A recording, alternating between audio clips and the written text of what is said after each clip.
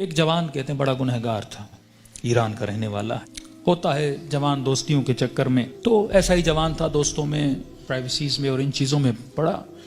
جب والدین نے زیادہ پوچھنا شروع کیا تو اس کو پتا تھا اب گھر میں تو یہ میں کام نہیں کر سکتا، نشے کا عادی ہو چکا تھا، تو اس نے ماں باپ کو چھوڑا۔ کہتا ہے میں اتنا بد اخلاق تھا، جب غصہ آتا تھا تو کبھی کبھی ماں کو بھی مارتا تھا، باپ کو بھی۔ جب نفس کی حکمرانی ہو جائے نا بندے پر تو ظالم بھی بن جاتا ہے۔ کہتا الگ میں نے فلیٹ لیا، ایک گاڑی تھی، میں اس سے مسافر اور پیسنجرز اٹھاتا تھا ایران میں، جو دن میں کمائی ہوتی تھی، رات کو نشہ، گناہ، فحاشی۔ کہتے ہیں محرم کا مہینہ شروع ہوا، ایام محرم آئے، 6 دن گزر گئے، میرے دوست نہیں آئے۔ میں نے فون کیا کیوں نہیں آئے، انہوں نے کہا کہ مصیبت کے دن ہیں، ایام ازاں ہیں، ہم گنہگار ہیں لیکن کم از کم 10 دنوں میں ہم احترام کرتے ہیں۔ تو کہتا میں غصے سے دوستوں کو آنے کی ضرورت نہیں ہے، میں نے گاڑی نکالی اور راستے کو جا رہا تھا، مسافر اٹھاتے اٹھاتے رات بہت لیٹ ہو گئی تھی، اس راستے پہ ایک میں نے لڑکی کو کھڑا ہوا دیکھا، اسے میں نے گاڑی میں بٹھایا، کہاں جانا ہے، کہا سیدھا جانا ہے، آگے چلتا گیا۔ اچانک نفس نے غلبہ کیا، گناہ نہیں کیا تھا اتنے دنوں سے، ذہن میں خیال آیا اکیلی خاتون گاڑی میں ہے، نیت گناہ کی، گاڑی کو میں نے موڑا۔ یہ جوان بچی محجب کہنے لگی کہاں جا رہے ہو، مجھے تو سامنے جانا ہے۔ میں نے وہی گناہ والے جملے بولے، اسے دعوت گناہ دی۔ کہ بچی رونے لگی تو کیسی باتیں کر رہا ہے، اس نے کہا میں نے تو ارادہ بنا دیا ہے۔ کہتا مجھے واسطے دینے لگی، اب اکیلی خاتون کیا کرے، اسپیڈ سے میں گاڑی چلا رہا ہوں، دروازے لاک ہیں۔ کہتا مجھے واسطے دینے لگی، ظاہر ہے ایران تو مطلب دونوں شیعہ ہیں نا۔ کہنے لگی تجھے حسین کا واسطہ، تجھے مولا علی کا واسطہ، تجھے امام زمانہ کا واسطہ، ایرانی حضرت عباس کا بڑا احترام کرتے ہیں، تجھے ابو الفضل کا واسطہ۔ کہتا میں نے کچھ بھی نہیں سنا، میں نے کہا یہ چھوڑ دو عقیدے کی باتیں، فلاں کا واسطہ، فلاں کا واسطہ، کس نے دیکھا ہے۔ کہتے آخر میں اس نے ایک جملہ کہا جس سے میرا وجود کانپ گیا۔ کہا تجھے نہیں پتا میں کون ہوں؟ کہا میں سمجھا بولے گی فلاں پولیس والے کی بیٹی ہوں، فلاں افسر کی بیٹی ہوں، یہ ہو وہ ہوں۔ میں نے کہا کون ہوں؟ کہا میں سید زادی ہوں، تجھے واسطہ میری دادی زہرا کا، میرا ادب نہیں کرتا، میری دادی کا ادب کر۔ کہتے پتا نہیں ایسا کیا ہوا۔ میں نے گاڑی روک لی، میں نے کہا کہاں جانا ہے؟ کہا مجلس پہ جا رہی تھی، امام برگاہ پہ اتار دو۔ کہتا میں نے جا کے اتارا، پورے راستے میں خاموش رہا، سمجھ نہیں آ رہی تھی، ایک خوف سا میرے وجود پہ طاری ہو چکا تھا۔ کہتا یہ خاتون گاڑی سے اتری اور جب جانے لگی تو مجھے کہنے لگی کہ اے جواں میں مجلس میں جا رہی ہوں، تیرے لیے دعا کروں گی، تو گناہ کرنے پہ آتا تجھے کون روکتا، میں اپنی دادی زہرا سے تیری سفارش کروں گی۔ میں نے سارے واسطے دیے تو روکا نہیں، لیکن جب تم نے میری دادی کا نام سنا تو رک گیا۔ اہل بیت فرماتے ہم بڑا احترام کرتے ہیں اس بندے کا جو ہماری دادی کا احترام کرے۔ یہ جوان کہتا ہے میرے وجود میں گویا ایک انقلاب سے، ایک عجیب سی سچویشن تھی، بس دل کر رہا تھا میں روں۔ کہتا جہاں میں نے اس کو اتارا تھا وہ میرا محلہ تھا، میرے ماں باپ کا گھر تھا، کئی عرصے سے میں آیا نہیں ان کو دیکھنے کے لیے۔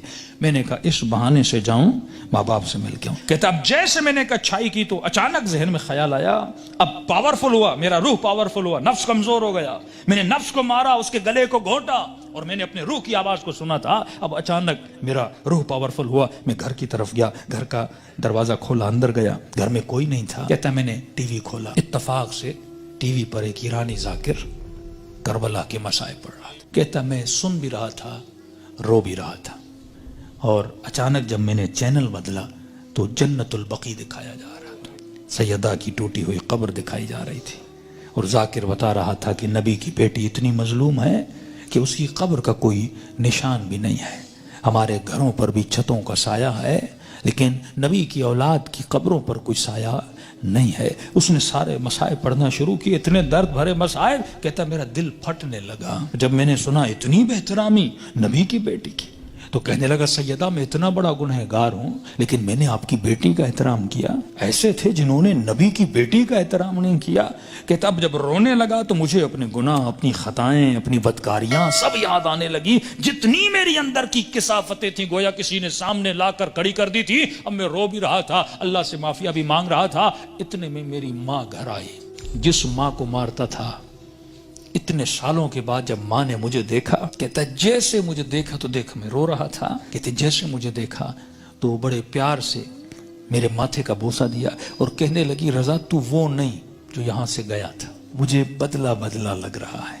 تو میں نے رو کر کہا کہ اماں مجھے سیدہ نے بدل دیا۔ کہتے معافی مانگنے لگا، ہاتھوں کا بوسہ لیا، ماں کے قدموں پہ گرا کہ اماں مجھے معاف کرنا، میں بہت برا تھا۔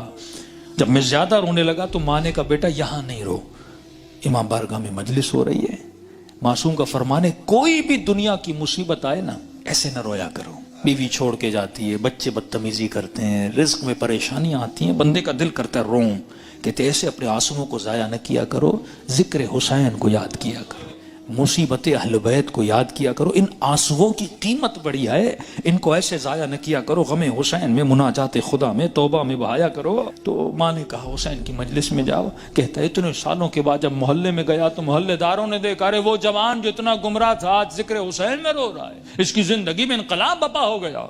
کہا کہ جب سے گیا، اس کی ماں کہتی ہے یہ خادم بن گیا حسین کا، یہ عزاداروں کے برتن دھوتا، کبھی جوتیاں بناتا، کبھی وہاں پہ ان کے لیے چائے رکھتا، دن رات خدمت کر رہا ہے کہ پورے محلے نے گواہی دی کہ یہ اس سے سچا عزادار ہم نے دیکھا نہیں ہے۔ کہتے ہیں 1-2 مہینے گزرے، ایک قافلہ بنا کربلا جانے کے لیے، تو لہٰذا اس قافلے سالار جو تھا، مسجد کا ہیڈ بھی تھا، پریزیڈنٹ بھی تھا، اس نے اسے بلایا کہ رضا ادھر آ، ایک جوان کو ہمارے ساتھ چلنا تھا جو ہیلپر تھا لیکن وہ بیمار ہو گیا ہے، میں اتنے دنوں سے سوچ رہا تھا کسے لے کر جاؤں اس کی جگہ پر، اچانک ذہن میں خیال آیا تجھ جیسا نیک جوان ہے، اسے لے جاؤں حسین کی زیارت پہ۔ کہتا جیسے میں نے سنا میں رونے لگا، میں نے کہا مولا حسین کچھ دن نہیں ہوئے آپ کے قافلے میں آیا ہوں، اتنی جلدی آپ نے مجھے اپنی زیارت پہ بلا لیا۔ کہا مولا حسین کی زیارت کی، توبہ کی، واپس آیا، پھر ایک قافلہ حج کے لیے نکلا۔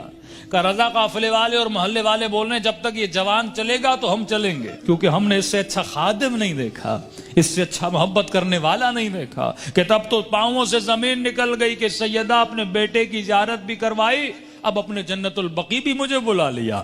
کہ اتنا بڑا شرف مجھے ملا، گویا زندگی بہار بن چکی تھی۔ جب سب کچھ کر کے واپس آیا، اس کے محلے کا ایک نیک متقی پرہیزگار تاجر تھا، بزنس مین تھا، وہ اس کے باپ سے ملا، کہنے لگا کہ میں اتنے دنوں سے دیکھ رہا ہوں ایک جوان میں اتنا انقلاب آ جائے، مجھے سمجھ نہیں آ رہا، مطلب یہ ارادے کا اتنا مضبوط ہے، یہ اور بن چکا ہے، میں چاہتا ہوں کہ اپنی بیٹی کا رشتہ اس سے کرواؤں۔ اس نے کہا کہ میں اپنے بیٹے کی گارنٹی نہیں دیتا، تجھے پتا ہے 4 مہینے پہلے کیا تھا اب کیا ہے، بات کرنی اس سے جا کر خود کر۔ اس کے پاس ہے، کہنے لگا رضا اپنی بیٹی دینا چاہتا ہوں لیکن ایک وعدہ دو۔ کہ کون سا وعدہ؟ کہ وعدہ یہ دو کہ پھر حسین کو چھوڑو گے نہیں، یہ دروازہ چھوڑ کے جاؤ گے نہیں۔ کہنے قبلہ میں اپنی ہر نماز میں دعا کرتا ہوں اے خدا وہ دن میری زندگی کا آخری دن ہو جب میں حسین کے ہاتھ کو چھوڑ کے چلا جاؤں۔ کہتے کل رشتہ لے کر آ جانا۔ کہتے یہ جوان اپنے ماں باپ کے ساتھ رشتہ لے کر گیا۔ جب اس کے گھر میں داخل ہو، ایران میں رسم ہے جس بچی کا رشتہ دینے جاتے ہیں وہ چائے لے کر آتی ہے، وہ بچی چائے لے کر آئی، جیسے اس جوان نے کپ اٹھایا اس بچی کی نگاہ اس کے چہرے پر پڑی، کہتے ہیں ہاتھ سے وہ ٹریل گرا اور چیخ مار کے بے ہوش ہو گئی، کمرے میں لے گئے، بڑی دیر کے بعد ہوش میں آئی، اور جیسے ہوش میں آئی زار و قطع رونے لگی، اور اس کی زبان پر بس ایک ہی نام تھا، یا فاطمہ الزہرا، یا فاطمہ الزہرا۔ ماں پریشان، بیٹی رو کیوں رہی ہو؟ ایسا کیا دیکھا؟ یہ جوان پریشان، اس کے ماں باپ پریشان، ایسا کیا ہوا؟ کہتی اماں اللہ کی قسم ہے کل رات میں نے خواب میں سیدہ فاطمہ کو دیکھا تھا، مجھے سمجھ نہیں آ رہا تھا، کل رات بی بی اسی جوان کا فوٹو مجھے دکھا رہی تھی اور کہہ رہی تھی کہ تو میری چاہنے والی ہے، جب اس کا رشتہ آئے اسے انکار نہ کرنا، اس نے میری بیٹی کا احترام کیا تھا۔ تبھی فرمایا جب تو ایک قدم اہل بیت کی طرف جاتا ہے وہ 10 قدم آگے بڑھاتے ہیں، لیکن سوال یہ ہے کہ یہ قدم اٹھیں، زندگی میں ان کو راضی کرو جن کے راضی ہونے سے خدا راضی ہوتا ہے۔